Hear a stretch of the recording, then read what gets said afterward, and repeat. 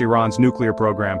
A coordinated cyber attack could plunge cities into darkness, freeze economies, and paralyze governments. The chaos would shatter public confidence and expose vulnerabilities. Cyber attacks are hard to trace, allowing aggressors to strike with plausible deniability. As our world becomes more interconnected, the threat of a digital Pearl Harbor grows. Clausewitz said war is policy by other means. Today, code is a weapon of statecraft. Cyber warfare is not just about disruption, it's about undermining a nation's will to function. The next great conflict may begin with a keystroke, not a gunshot. Hybrid warfare thrives on exploiting a nation's internal divisions.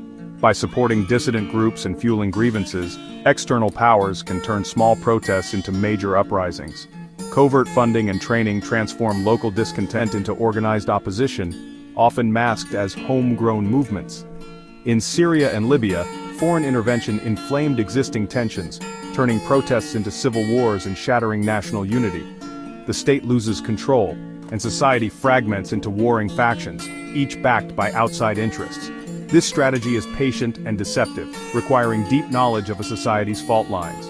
Sun Tzu's principle, warfare is deception, guides these operations. The tragedy citizens become instruments of their own nation's destruction, fighting wars orchestrated from afar. Hybrid warfare's most effective weapon is the enemy within. Hybrid warfare also targets a nation's soul, its culture and identity. Cultural subversion erodes shared values and traditions, weakening social cohesion over generations. Media, entertainment, and education are used to normalize foreign ideologies and undermine national pride.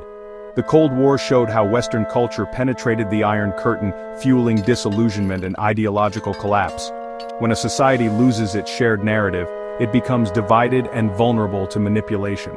The goal is a post-truth society where facts matter less than emotion and belief.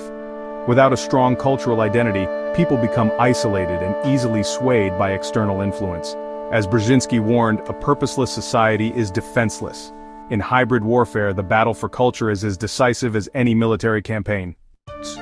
Control over resources, water, food, energy, has become a powerful weapon in hybrid warfare.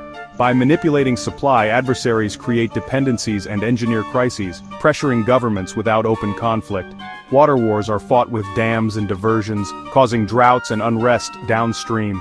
Energy resources like oil and gas are used to reward allies, punish rivals, and manipulate global markets. Pipelines and shipping lanes become strategic choke points, turning commodities into tools of coercion. The fragility of global supply chains means disruption can destabilize entire regions. Sun Tzu advised attacking strategy and alliances,